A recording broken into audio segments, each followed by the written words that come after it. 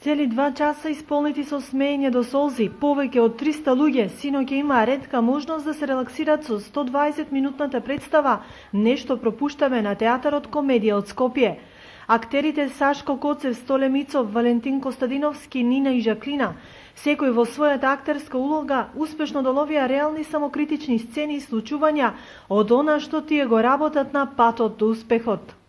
Текстот е пишуван специјално за оваа представа и баш ја опишува ситуацијата во Македонија со театарот, како ние сме уметниците за да најдеме пари за представи, дека мораме да обработуваме други теми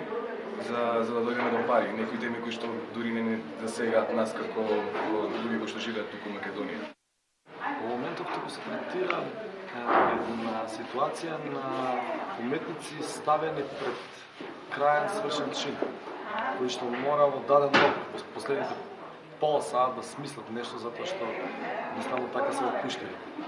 Тоа само може да навикува, тој момент дека се отпуштили, тоа само може да навикува на нас, преконците за нашата,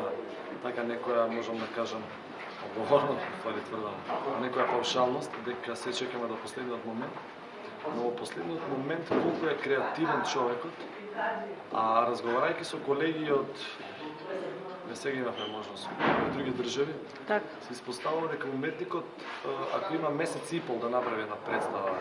или да направи било каква уметничка представа, тој остава се за последните 3 дена. Тоа да се испостави дека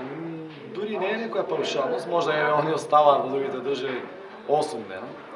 туку едноставно предходното време он го користи за нешто вари во себе, нешто се крчка во себе,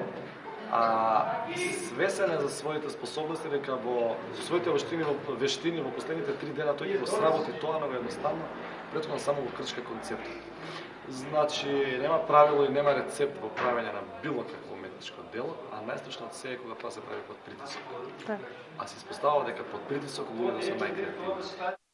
Фестивалот продолжува до петока, а на репертоарот вечерва е Кумановскиот театар со представата Идиоти. Финалето се заокружува со Охридјани и представата Импровокација.